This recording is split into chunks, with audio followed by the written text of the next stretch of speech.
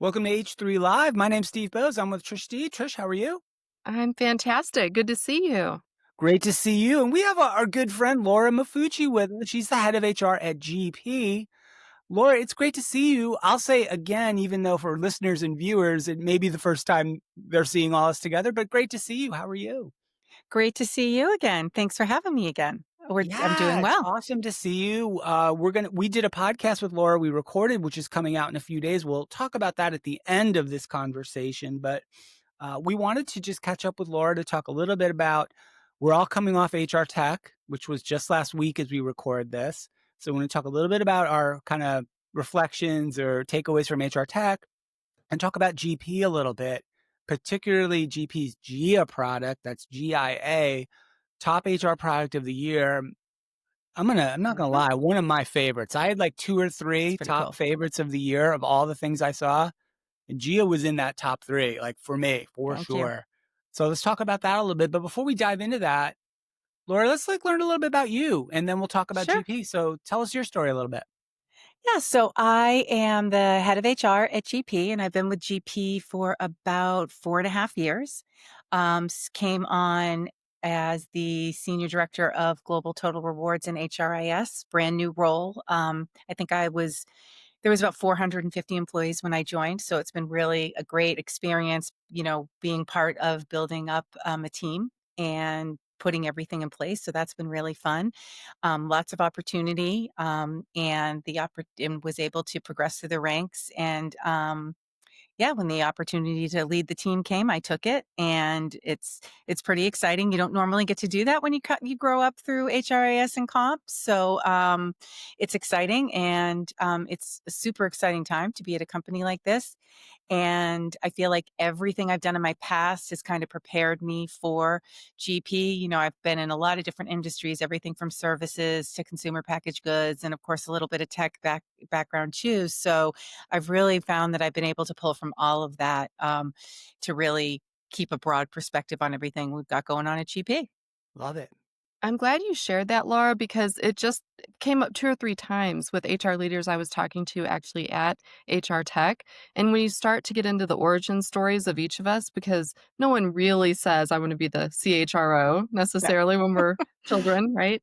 But Hmm. I think that you bring up a good point. I mean, having that wide breadth of experiences really does prepare you. So while someone might say, like, oh, I'm an HRIS, I don't see myself as the head of HR someday, you really could be, right? We Hmm. all bring these really rich experiences and all of that impacts what we do as HR leaders. So, Yeah, and it's typically you see the HRBP, career track where you mhm, get there, but to be a good COE to your business partners, you have to develop just as much a sense of the overall business and all of the overall HR areas to really effectively support them. So I think you almost have a bigger lens, and you're almost better prepared for it because you're touching many more things. Yeah.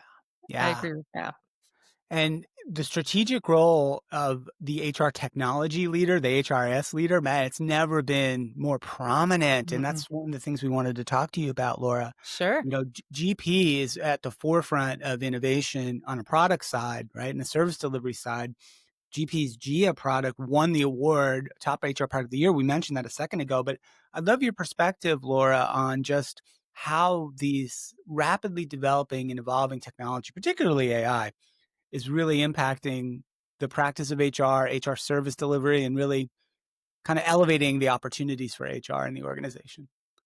Yeah, I think that's an important conversation that still needs to be had. I definitely got the impression at HR Tech, it was kind of eye-opening how many people, there's so many companies out there that aren't tech companies. So, you don't have some of the tech savviness woven into the organizations, and how much they're really struggling with how to understand how to roll it out to their organizations. And how do they jump on this opportunity? Because HR really can lead the way for the whole organization on the adoption of AI, whether you're a tech company or otherwise, the change management involved, the upskilling that it takes. And just, I say this all the time. I think that people look for their roles to enhance themselves and help them grow personally and professionally. And even if you don't work in corporate and you don't work somewhere where you need to use it in your day-to-day work, you need it in your life. You need to understand it. You need to understand how to use critical thinking and discernment. All of those things come into play. So I think HR plays a really unique role because there is, of course, so much that the tools can do for us and be, an agent of our HR teams, but also organization wide, really being at the forefront of leading that change through the organization is a huge opportunity. Yeah, I think we're always looked to as HR for those sorts of I guess, skill sets, right, that we bring because we're truly, I think, the navigators, right? We've navigated our teams through many things in the past. And so AI Hmm. to me is just that next, forefront that we need to sort of go and lead everyone through. We look Yeah. to our C-suite of course, but in very different ways, right?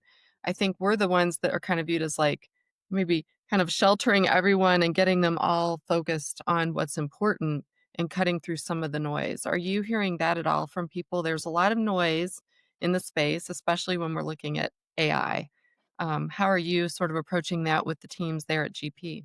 Yeah, there's a lot of noise. Everybody's got an AI product. Everybody's throwing AI onto, oh, this has AI, and a lot of it is, the rudimentary chatbot type of thing. And there are so many tools coming at us constantly. So one of the things we've done with our AI council, which our CTO started, and I've worked with her on, is the employees know they're encouraged to find tools, but they bring them through the council to make sure that they're secure, that Great. there's not duplication, that they're the best one, that there's budget for it, all those sorts of things. But we try to do it in a very streamlined way so that it's not a blocker. So it's not like, well, I want to try this tool and it's been with the AI council for 3 months and they haven't told me I can use it. So it's a very quick process. Mhm. But I think it's really important for organizations to set something like that up. Otherwise, you are going to wind up with you could probably hit thousands of AI tools because every employee could be like, oh, look at this one. And oh, look at this one. And everyone just goes Right. on and signs up by themselves. And then your organization's loaded with them and it's impossible to figure out what you even have.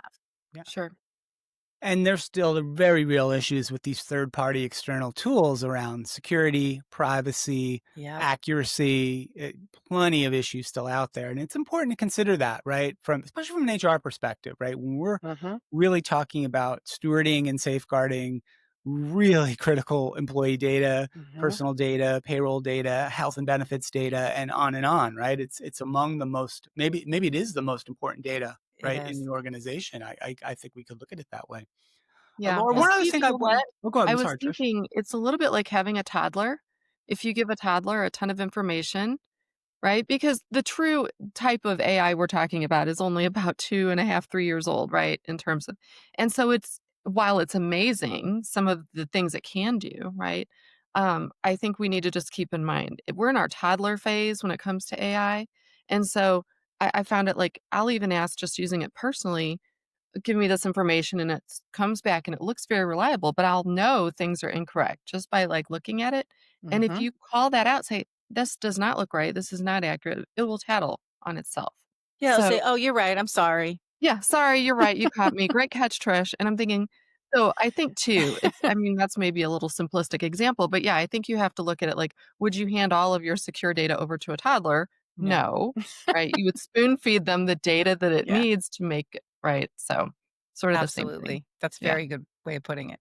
Yeah. Last thing, Laura, on this conversation before we let you go, because I mentioned we have a podcast coming out with Laura. We spent 30, 40 minutes with Laura talking about many of these subjects. That's coming out on September 30th. If you happen to be catching this before then, afterwards, you can always go back to the archives at hrhappyhour.net. But Laura, I mentioned the GIA product a couple times because I Mhm. just loved it so much. And I was so pleased to see it gain its award. Can we talk just a touch about that? And also, which Of was really course. interesting, you talked on the podcast about your role and your team's role internally, Yeah. right? Helping the product side of the house at Yep. GP work on the development and the testing, all that of GIA.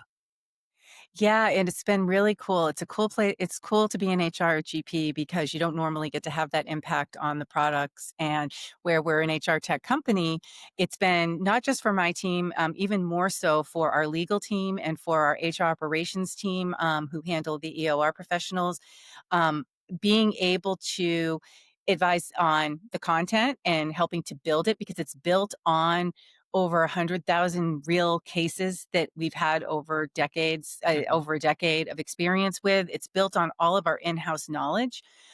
So we needed, that was all in people's brains. So we needed them to take that out of their brains and put it into the product. And we're the internal HR team. We're really the voice of the customer. We're the customer for GIA. So we've been able to get involved in not only, giving feedback on what we would need to see and how we use it to help them really understand how an in-house HR team would use something like a GIA, but also like messaging that resonates in the market and all that sort of thing. So it's been really cool. But I probably got ahead of myself by going there first. But GIA is the first purpose-driven agentic AI built on the foundation of compliance and global employment.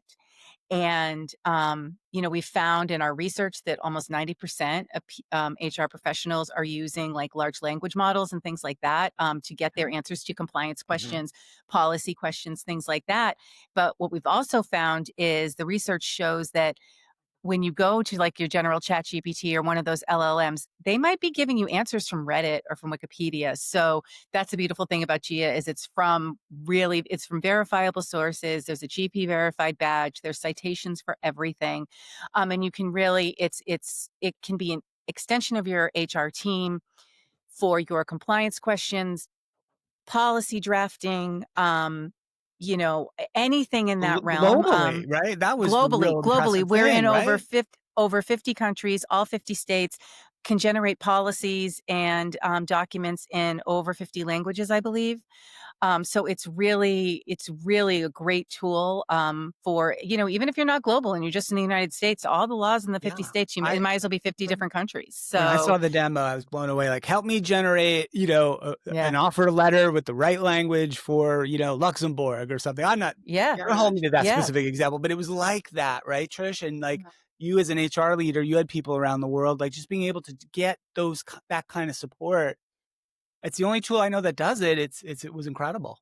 That would have and it's really involved numerous phone calls. That would have involved, different, probably 10 different people having to check it and source the information for. Yeah, it's legal a huge fees. time saver, but it's not just the time. It is that accuracy, as you mentioned, Laura. I mean, it's that confidence. A verifiable badge, I think, that's going to be the stuff that becomes most important going forward, so that it's reliable information, right? It has to be. And it's really comprehensive too. It can give you that guidance on the policies and the contracts.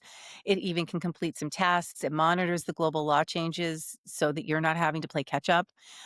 So it's just, it's really great. And they're talking to us more and more, and they're building more and more. So it's just going to continue to get better. I know we just launched it.